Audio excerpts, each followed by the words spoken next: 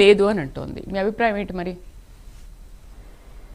Madam ఇప్పుడు చిన్నది అనే కారణం అంటే తప్పు, అది తప్పు కాదు అని మేము ఎక్కడా కూడా జగన్మోహన్ రెడ్డి గారు కానీ మేము కానీ ఎవరు చెప్పలేదు. అంటే జగన్మోహన్ రెడ్డి గారి ఉద్దేశం ఏంటంటే కూటమి ప్రభుత్వ హయాంలో జరిగినటువంటి ఘటనలకు పోలిస్తే ఇది చిన్న వ్యవహారము, దీనికి మాత్రమే రాద్ధాంతం చేస్తుంది కూటమి ప్రభుత్వం. చంద్రబాబు నాయుడు గారి హయాంలో జరిగినటువంటి అనేక ఘటనలను ఉదహరిస్తూ, అంతెందుకు మేడం, కూటమి అధికారంలోకి వచ్చినటువంటి ఈ 18 నెలల్లోనే దాదాపు అహోబిలం నరసింహస్వామి ఆలయంలో హుండీ పగలగొట్టి 20 నుంచి 30 లక్షల రూపాయలు చోరీ అయింది. దేవస్థానంలో రవికుమార్ పట్టుబడినటువంటి $9 విలువ ఎంత? 72,000. 72,000 ఎక్కువ అమౌంటా, 20 లక్షలు ఎక్కువ అమౌంటా?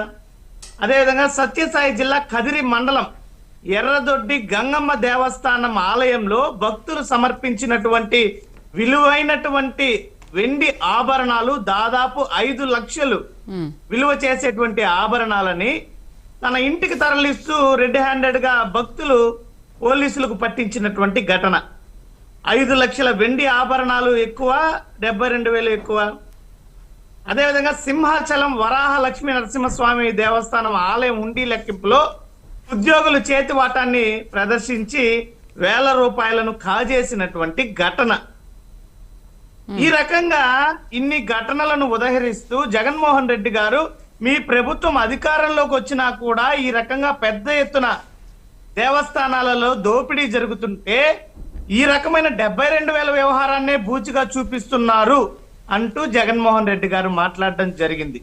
పరకామణి వ్యవహారంలో ఇప్పటికే ఎవరైతే నిందితుడున్నాడో అతనే స్వయంగా నేను మహాపాపం చేశాను, అందుకోసమనే నేను నా కుటుంబ సభ్యులందరం కూడా ప్రాధేయపడితే తిరుమల తిరుపతి దేవస్థానం అధికారులు రాజ్యాంగబద్ధంగా నాకు పరిహారాన్ని చేసుకునేటువంటి అవకాశాన్ని కల్పించారు. దీనిలో భాగంగా నా యొక్క ఆస్తులను శ్రీవారికి సమర్పించడం జరిగింది. దాదాపు 14 కోట్ల రూపాయలు ప్రభుత్వ విలువ, మార్కెట్ విలువ 100 కోట్ల రూపాయలు. మరి ఇక్కడ 72,000 ఎక్కువ లేకపోతే 14 కోట్లు ఎక్కువ? ఏది మేడం? $9 తీసుకున్నారని అంటున్నారు కదా, 72,000 ఎక్కువ, ఇక్కడ 14 కోట్లు తిరిగి చెల్లించింది ఎక్కువ. అందుకనే దానికి అది చాలా చిన్న విషయంగా కనిపిస్తుందా మేడం? ఇప్పుడు ఎవరైతే రవికుమార్ పట్టుబడాడో, పట్టుబడినటువంటి సందర్భంలో అసలు రవికుమార్ ని పట్టుకునింది ఎవరు? వైఎస్ఆర్ కాంగ్రెస్ పార్టీ హయాంలో ఉన్నటువంటి అధికారులు. ఇక్కడే ఏ రకమైనటువంటి చిత్తశుద్ధి ప్రభుత్వానికి ఉందో స్పష్టంగా అర్థమవుతుంది. రెండోది, 2022వ సంవత్సరంలో పరకామణికి ప్రత్యేక భవనం కేటాయించి వందల సంఖ్యలో సీసీ కెమెరాలతో కూడినటువంటి భవనాన్ని ఏర్పాటు చేసి పటిష్టమైనటువంటి నిఘా వ్యవస్థని ఏర్పాటు చేసిందే జగన్మోహన్ రెడ్డి గారి హయాంలో ఉన్నటువంటి ప్రభుత్వం. అంతకు ముందు ఉన్నటువంటి వ్యవస్థ కన్నా పటిష్టమైనటువంటి భద్రతను ఏర్పాటు చేసి ఈ రకమైనటువంటి ఏదైనా చర్య జరిగితే వెంటనే వెలుగులోకి వచ్చేలాగా చేసినటువంటి ఘటన జగన్మోహన్ రెడ్డి గారి ప్రభుత్వ హయాంలో జరిగింది. గత 14-15 సంవత్సరాలుగా ఈ రకమైనటువంటి చర్యలు రవికుమార్ చేస్తున్నాడనేటువంటి ఆరోపణలు కూడా ఉన్నటువంటి నేపథ్యంలో మరి గతంలో 3 సార్లు చంద్రబాబు నాయుడు గారు ముఖ్యమంత్రిగా పనిచేసినటువంటి ఏ సందర్భంలోనైనా పరకామణిలో ఇలాంటి ఘటన జరిగితే వెలుగులోకి ఒక్కటైనా వచ్చిందా? అంతెందుకు మేడం, చంద్రబాబు నాయుడు గారు ముఖ్యమంత్రిగా ఉన్నప్పుడు హయాంలో బంగారు బిస్కెట్ చోరీ జరిగిందనేటువంటి ఆరోపణలు ఎదురైనటువంటి నేపథ్యంలో ఆనాడు సీసీ ఫుటేజ్ కూడా బయటికి రాలేదు. దాన్ని పాలక మండలి కూడా నిర్ధారించింది, అప్పటి పాలక మండలి. కానీ అలాంటి అంశం వెలుగులోకి కూడా రానివ్వకుండా చేశారు. ఈనాడు పటిష్టంగా శ్రీవారికి రికవరీ చేసి ఆ సొమ్మును చేరే విధంగా చేస్తే కూడా దీని మీద రాద్ధాంతం చేస్తున్నారు. మరి ఇప్పుడు మొన్న 5 లక్షల ఆభరణాలతో పట్టుబడినటువంటి అధికారిని ఏం చేశారు మేడం? ఈ ప్రభుత్వం ఉరిదీసిందా? లేదంటే అహోబిలం నరసింహస్వామి ఆలయంలో హుండీ చోరీ చేసిన వాళ్ళని ఏమన్నా ఈ ప్రభుత్వం ఉరిదీసిందా? సింహాచలం వరాహ లక్ష్మీ స్వామి ఆలయంలో దేవస్థానం హుండీ లెక్కింపులో దొంగతనానికి పాల్పడినటువంటి వాళ్ళని ఈ ప్రభుత్వం ఏమన్నా ఉరిదీసిందా? ఏ రకమైన చర్యలు తీసుకునింది?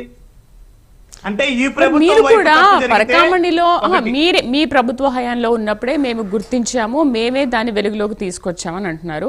తిరిగి స్వామివారికి అంతకంటే ఎక్కువ రెట్లు 14 కోట్లు ఇచ్చారు. ఓకే, మరి నిజంగా మీ ప్రభుత్వ హయాంలో జరిగినప్పుడు మీరే కనుక అంతకుముందు ప్రభుత్వ హయాంలో కూడా జరిగాయి, ఏం చర్యలు తీసుకోలేదు అంటున్నారు. మరి మీ ప్రభుత్వ హయాంలో అంత పెద్ద చోరీ జరిగినప్పుడు మీరు అప్పుడే చర్యలు తీసుకుని ఉంటే అసలు ఈ రోజు మనం ఇవాళ ఈ విషయం గురించి మాట్లాడుకునే వాళ్ళం కాదు కదా. ఎందుకు మీరు పట్టించుకోలేదు? ఎందుకు కూటమి ప్రభుత్వం అధికారంలోకి వచ్చిన తర్వాత మాత్రమే ఈ కేసును ఎందుకు తిరగదోడింది? మీకు ఆ ఛాన్స్ వచ్చినప్పుడు మీరు చేస్తే కూటమి ప్రభుత్వానికి అసలు ఆ ఛాన్స్ ఇచ్చేవాళ్ళు కాదు కదా. మేడం, కూటమి ప్రభుత్వం ఈ ఆరోపణలు ఎందుకు చేస్తుందంటే రాజకీయ దాడి కోసము, రాజకీయ లాభాని కోసము. మీరు చర్యలు తీసుకోలేదన్నారు. చర్యలు తీసుకోవడంలో భాగంగానే అతన్ని పట్టుకోవడం జరిగింది. అతని మీద తిరుమల 1 టౌన్ పోలీసులో కేసు నమోదు చేసి FIR కూడా నమోదైంది.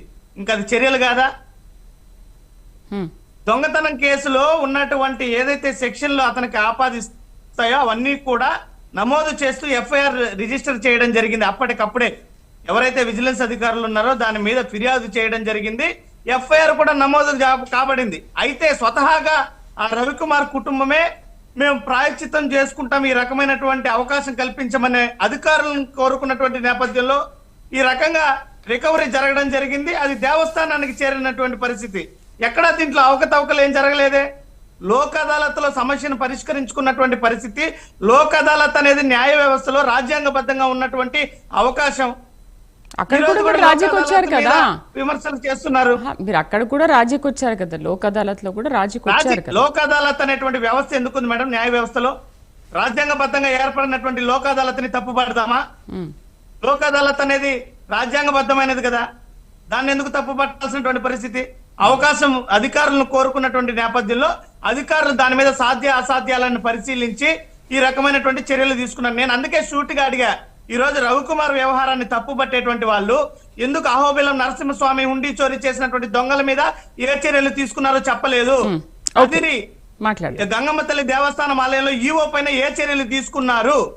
రవికుమార్ కన్నా ఎక్కువ చర్యలు ఏమన్నా తీసుకున్నారా? మరి రవికుమార్ వ్యవహారాన్ని, పరకామణి వ్యవహారాన్ని బూచిగా ప్రస్తావిస్తున్నటువంటి కూటమి నాయకులు ఈ కూటమి పాలనలో జరిగినటువంటి దేవస్థానంలో దొంగతనాల వ్యవహారంలో ఏ రకమైన చర్యలు తీసుకున్నారో చెప్తున్నారా? ఒక్కటంటే ఒక్కటి. మరి గతంలో వ్యవహారాన్ని కూడా చెప్పాను. బంగారు బిస్కెట్ చోరీ చేస్తే ఇంతవరకు ఇప్పటి వరకు ఆ వ్యవహారమే వెలుగులోకి తీసుకురాకుండా కప్పిపుచ్చినటువంటి పాలన ఆనాడు చంద్రబాబు నాయుడు గారిది. ఇప్పుడు ఈ 18 నెలల కాలంలో జరిగినటువంటి వ్యవహారాలపైన ఒక్క చర్య తీసుకున్నారా? చెప్పమని చెప్పండి. కూటమి నాయకులు కానీ కేవలం రాజకీయ లాభం కోసం, డైవర్షన్ పాలిటిక్స్ కోసమే ఈ రకంగా ఆరోపణలు చేస్తున్నారు. లేని లడ్డూ కల్తీని తీసుకొని వస్తారు, లడ్డూ కల్తీ అయిపోయింది అంటారు, దొంగతనం పరకామణిలో దోపిడీ చేసుకున్నామంటారు. ఒక్కటంటే ఒక్క ఆధారాన్ని చూపిస్తున్నారా? దేనికైనా ఆరోపణలు తప్పితే ఆరోపణలు చేయడం సులువు మేడం, దాన్ని నిరూపించడమే కష్టం. కేవలం రాజకీయ లాభం కోసం ఆరోపణలు తగదు. మాట్లాడదాం. సురేంద్ర నాయుడు గారు నమస్తే అండి. నమస్తే మేడం గారు. మరేంటి